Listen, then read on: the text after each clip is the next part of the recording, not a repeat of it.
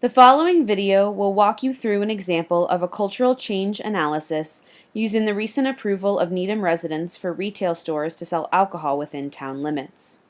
This sample will use the details of change to show how a student can achieve exemplary work as outlined in the Cultural Change rubric for the Greater Boston Project course. First, we'll take a look at the nature and methods of change. The question of whether Needham should lift its long-standing ban on alcohol originated from a Brookline boutique wine shop's request to open a store in town in the summer of 2011. Needham was not totally dry when residents voted to allow package stores, as restaurants were allowed to sell alcohol prior to 2012. In May 2012, the annual town meeting passed a resolution to put the question on that year's ballot. That summer, however, the Board of Selectmen was forced to call for a separate special town election when they found out that the state could not put the question onto the regular state ballot. Nevertheless, in November of 2012, Needham voters approved a ballot question that would allow the town to issue several licenses to allow the retail sale of alcohol, with 72% voting in favor and 27% voting against. These reported figures do not include some overseas and absentee ballots that were hand-counted after the general election. This photo, taken on the election day in 2012, shows residents voting at one of the local elementary schools. A total of 16,863 people, or 82%, of Needham's registered voters cast a ballot for this alcohol question. As you can see here in the rubric criteria for this section, students must work towards thorough exploration of the nature and methods of change. The background provided in this example gives both the social impetus for change as well as the political facts and figures that led to the change itself. Shifting to the causes for the lifting of the ban, there are three factors that played most prominently in the votes. First, residents now don't have to go elsewhere to purchase alcohol, whereas before the ban, adults had to travel to adjacent communities like Newton in order to procure alcohol. Additionally, stores were hopeful for some minimal economic benefit, but even more so, sale of alcohol was largely seen as a way to vitalize the town's downtown shopping area as a whole. Finally, increasing sentiment that alcohol sales will have no significant impact on crime, underage drinking, and overall character of the town played a factor in this vote. Needham Selectman Mo Handel attributed the change to a cultural shift with, quote, widespread acceptance of a greater degree of tolerance for various lifestyles and tastes.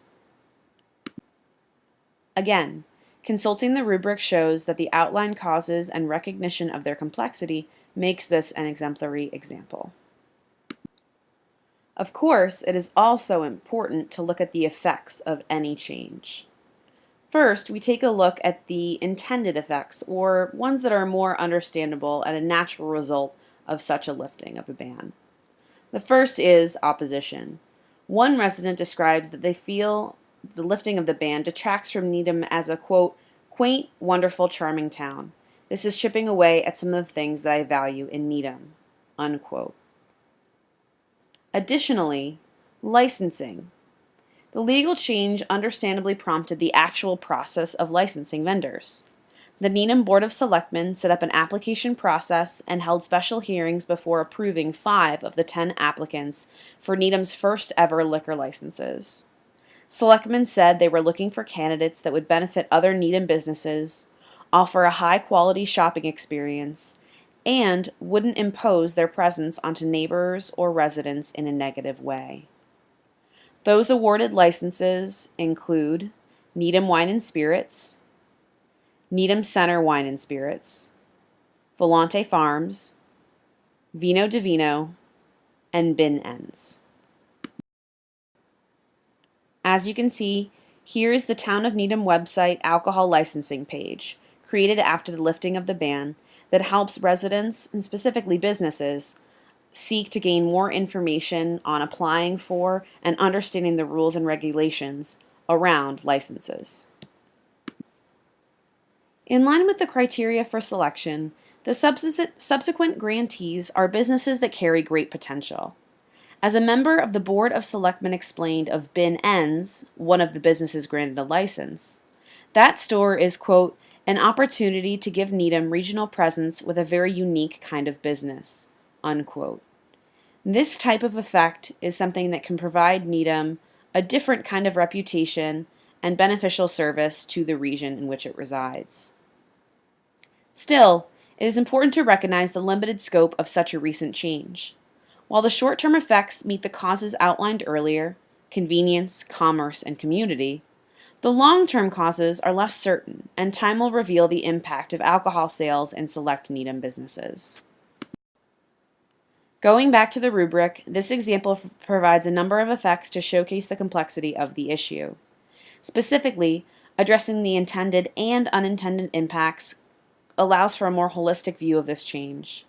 Furthermore, as this change is so recent, the recognition that long-term effects have yet to be seen ensures that the information being provided is clear and not overreaching its bounds.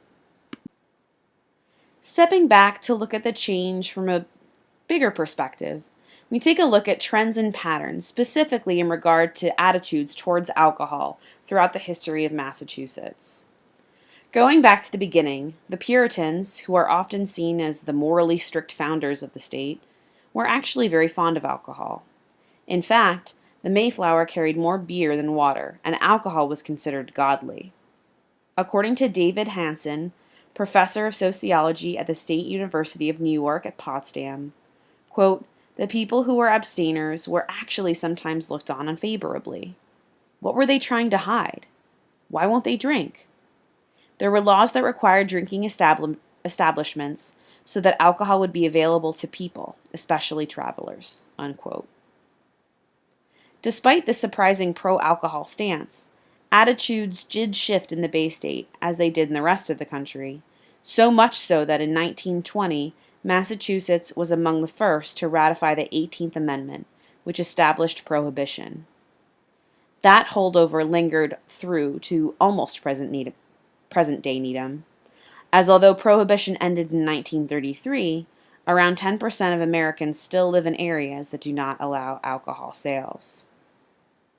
Still, as demonstrated in Needham in these past few years, it now appears that the tradition of abstention is declining.